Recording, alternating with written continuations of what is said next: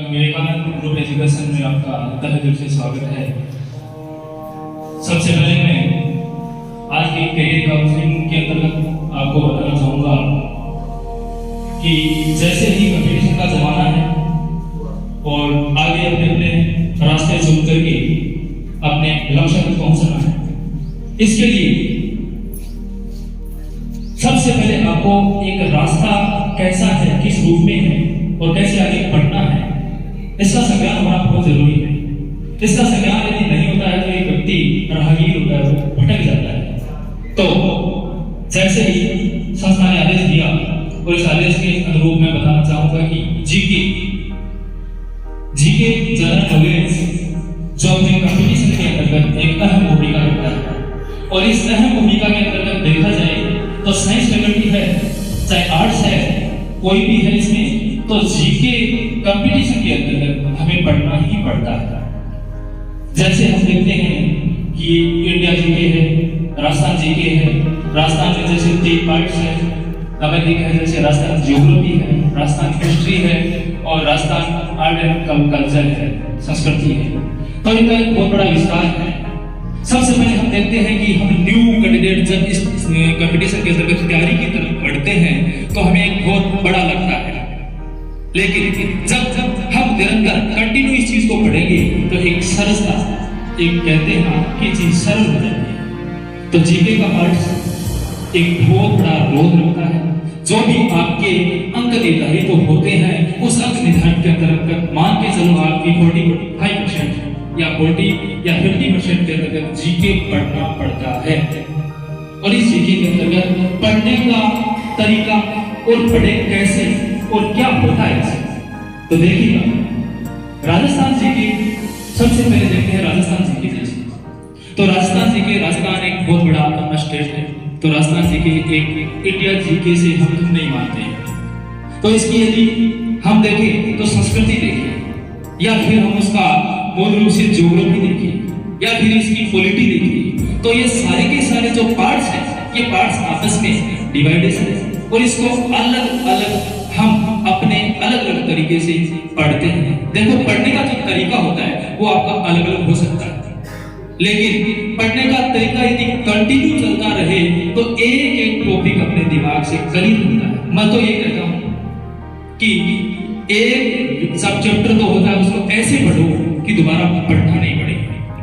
एक चैप्टर को ऐसे पढ़े कि हम उसको दोबारा पढ़ना नहीं पड़े।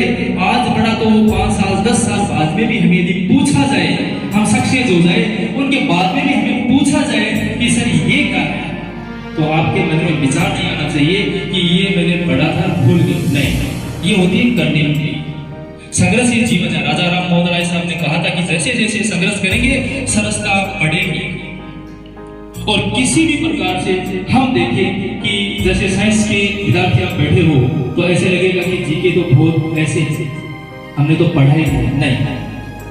किसी भी सब्जेक्ट को, किसी भी चैप्टर को हम पढ़ेंगे ऑटोमेटिक सरस हो जाएगा, ऑटोमेटिक सरल हो जाएगा।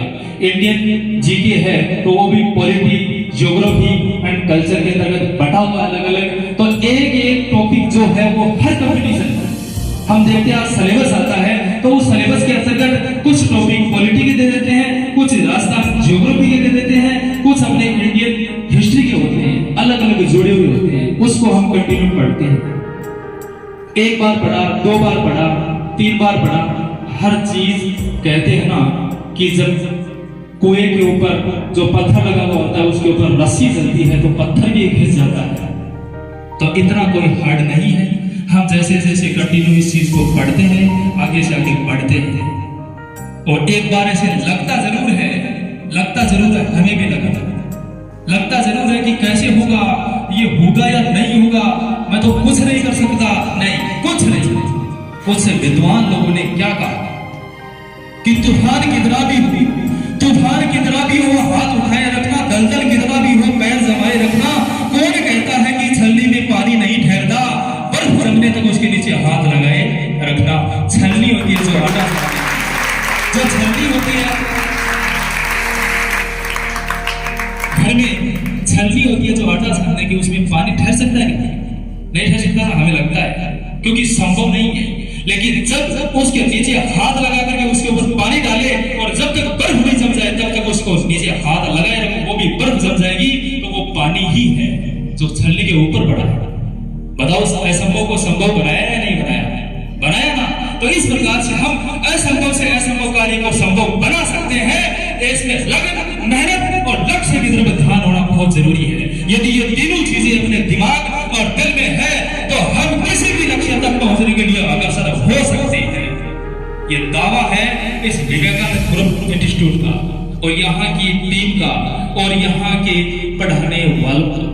मैं कह सकता हूँ कि जो भी चीज क्लियर होगी वास्तव में एक बार नहीं, दो बार नहीं, तीन बार नहीं, कभी पढ़ना ही नहीं पड़ेगा, नहीं पढ़ना पड़ेगा। एक बार पढ़ा, जहां कंपटीशन आए, कोई भी एग्जाम आया, देखो कौन सा चैप्टर है उसमें, ये चैप्टर है, ये मैंने पढ़ा हुआ है, कोई दिक्कत नहीं। ऐसा लगेगा यार क्या है, एक बार पढ़ दिया। कहानियों की तरह पढ़ते हैं, इतिहास पढ़ते हैं, कहानियों की तरह पढ़ते हैं और कहानियों की तरह उसको याद रख लेते हैं। और लगन और मेहनत जब होगा तो हम इसमें पीछे नहीं रहेंगे। किसी महान व्यक्ति ने कितनी अच्छी कही, दो लाइनें कही है स्टूडेंटों के लिए, ध्यान से सुनना, बहुत अच्छी है। यदि हम इसके ऊपर चलते हैं तो वास्तव में आगे की ओर बढ़ते हैं। देखिएगा, आंधी के वक्त तूफान बदल जाते हैं। सुनना, लाइनों में बहुत बड़ा दम है, ताकत है, लक्ष्य की ओर अग्रसर होने की इसमें स्थिति है। आंधी के वक्त तूफान बदल जाते हैं, आंधी के वक्त तूफान बदल जाते हैं, वक्त के तकाजे में इंसान बदल जाते हैं। आंधी के वक्त तूफान बदल जाते हैं, वक्त के तकाजे में इंसान बदल जाते हैं। बदलते नहीं इंसान की ये सच्ची सूरत, मेहनत करने वालों के इतिहास बदल जाते हैं, मेहनत करने वालों के इतिहास बदल जाते हैं। इस प्रकार से यदि लगन और मेहनत से आगे बढ़ते हैं तो कहते हैं ना कि लक्ष्य भी कोई दूर नहीं होता। और राजस्थान जी के, इंडिया जी के जो भी अपना है, एक बार आपको इस चीजों को देखना पड़ेगा। देखने के बाद में एक चीज को समझना है, समझने के बाद में शैली, पढ़ने का तरीका कैसे होगा।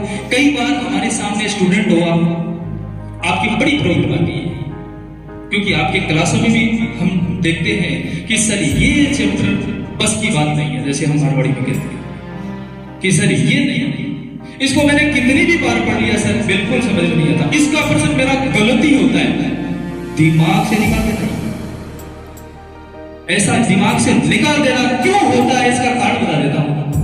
इसका कारण यह है कि राजस्थान में हमने मान के चलो कि आपके चैप्टर में या आपके कंपटीशन में महाराणा प्रताप है, आपने महाराणा प्रताप के बारे में क्या पढ़ा, इसका जन्म कब हुआ, इसने कौन सी लड़ाई लड़ी, किसके साथ लड़ा, इसकी मृत्यु का कोई सीधा सीधा पढ़ लिया। एक बार देखा, फिर उनको गहनता में नहीं लिया। मनन सबसे ज्यादा जरूरी है, मनन करना। एक बार पढ़ने से कुछ नहीं होता, किताबें पढ़नी सबको आती है, फर्स्ट क्लास से शुरू करते तो किताबें पढ़नी आती है, लेकिन ये तरीका नहीं है। एक बार पढ़ लिया, पढ़ने के बाद में उसका मनन करना, स्वयं से बातें करना, स्वयं महाराणा प्रताप बन जाना और बनने के बाद में जितनी भी महाराणा प्रताप की बातें हैं उसको दिल और दिमाग में ले लेना, इसको कहते हैं पढ़ना। कभी गलत नहीं होगा, कभी गलत नहीं होगा। इसलिए इस मैं समय की मर्यादा का ध्यान रखते हुए आपको पुनः कहना चाहूंगा कि राजस्थान जी के, इंडियन जी के और कुछ आपकी जो केंद्रीय भर्तियां होती है उसमें वर्ड के भी कुछ टॉपिक आते हैं, कुछ टॉपिक वर्ड देते हैं, लेकिन सबसे ज्यादा जो क्राइटेरिया रहता है अपना, वो सबसे ज्यादा किसका रहता है, अपने इंडिया जी के का और राजस्थान जी का रहता है। इसमें अलग अलग पार्ट्स होते हैं, उसके पार्ट अलग अलग बटे हुए होते हैं और सारे के सारे टॉपिक होते हैं वो किसी एक कंपटीशन में नहीं आते, ऐसी कोई बात नहीं है। उसमें से कुछ टॉपिक उठाए जाते हैं और अकॉर्डिंग टू सिलेबस उसको बनाया जाता है, अगर निर्धारित करके ही उस निर्धारण के आधार पर ही उसको आगे बढ़ाया जाता है। इसलिए हम देखते हैं कि हमें इंडिया जी के पूरा का पूरा इतना विस्तार कैसे बढ़ा रहे हैं, नहीं, हम उसको धीरे धीरे बढ़ेंगे तो अलग अलग जो हमारी प्रतियोगिता है उसमें अलग अलग पार्ट्स आएंगे। ऐसे अलग अलग पार्ट्स आएंगे तो हमें इस चीजों से डरना नहीं है, कभी नहीं डरना है। क्यों?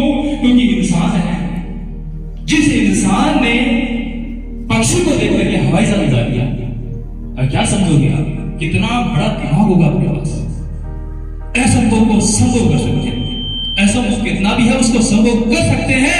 एग्जाम्पल को अभी मैंने एरोप्लेन का बताया, कितना भारी भरकम टन वाला एरोप्लेन ऊपर एक पक्षी की तरह उड़ता है।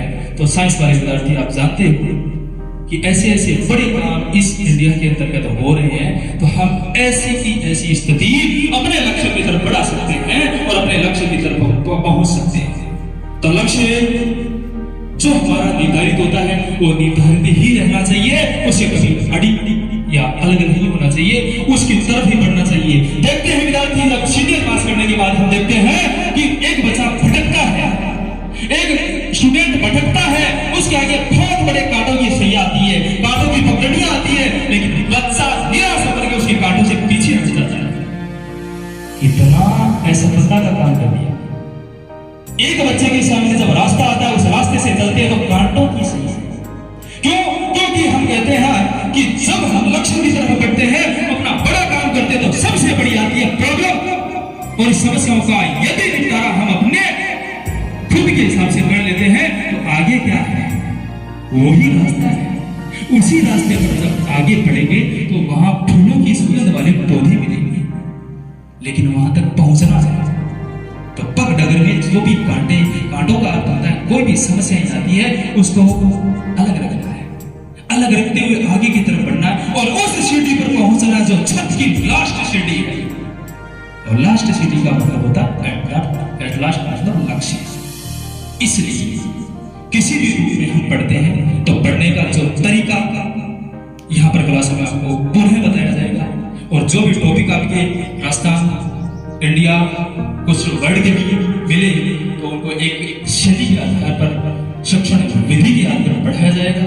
और किसी भी प्रकार की आपकी प्रॉब्लम होगी, एक बार नहीं, दो बार नहीं, तीन बार नहीं, 4 बार उसका प्रश्न हल किसी बच्चे की ऐसी हो भी जाती है स्थिति, उनको एक टीचर वास्तविक रूप से करवाएगा और जब तक पीछा नहीं छोड़ेगा उस चैप्टर का, तब तक वो एक बच्चे के दिमाग में मौखिकली याद होगा, और मौखिकली याद होने के बाद में किताबों की जरूरतें नहीं पड़ती।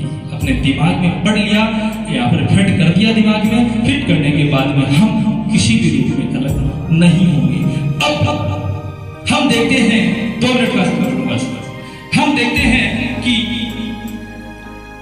जैसे मानो श्रेणी के बच्चे पास आउट हुए हैं तो 2 बोर्ड पार कर लिया है, 2 बोर्ड पार कर लिया। कई बच्चों के दिमाग में रहता है कि अब क्या करना है, 2 तो बोर्ड पार कर दिया हमने, ऐसे उनको क्या करना है, अभी लक्ष्य वाले दिमाग में रखनी ही रखनी है। लेकिन ऐसे नहीं सोचना कि हमने तो ये कर लिया, ये कर लिया, ये सोचना नहीं है, इसको करना है, इसको करना है। क्योंकि हवा में ताश का महल नहीं बनता, क्योंकि हवा में ताश का महल नहीं बनता, रोने से बिगड़ा हुआ मुकद्दर नहीं मिलता। हवा में ताश का महल नहीं बनता, रोने से बिगड़ा हुआ मुकद्दर नहीं मिलता। अगली जीत का हौसला रखो मेरे प्यारे विद्यार्थियों, क्योंकि एक जीत से कभी कोई सिकंदर नहीं बनता। ध्यान रखना, क्योंकि महानता होती है वो एक से एक बढ़ के दिमाग में लहजे पढ़ने का जो वास्तविक लक्ष्य है। एट लास्ट पॉइंट पुनः दोहराना चाहूंगा मैं, आपके दिमाग में जो एक ऐसा चलता है ना कि ये कठिन है, कुछ कठिन नहीं है, कुछ भी कठिन नहीं है। इस कठिनता को हमारे राजा राम मोहन राय साहब ने 1811 में ही क्या कर दिया था, निष्फल कर दिया था। एक शब्द कहे थे, 2 शब्द कहे थे, उन शब्दों के साथ ही ये जो कठिनता थी वो खत्म हो गई। उन्होंने कहा था कि संघर्ष ही जीवन है, संघर्ष ही जीवन है। जितना संघर्ष हम कठिन करेंगे जीवन उतना सरस बन जाएगा, और उस सरसता से हम अपने लक्ष्य तक पहुंच जाएंगे। और इसी के साथ मैं मेरे शब्दों को विराम देता हूं। जय हिंद, जय भारत। इतिहास के व्याख्याता श्री बीरबल जी ने जिस ओज के साथ आपको प्रतियोगी परीक्षाओं में किस तरह सामान्य ज्ञान की भूमिका होनी चाहिए उसके बारे में बताया, निश्चित रूप से आपके मन मस्तिष्क में ये बातें अमिट रहेगी।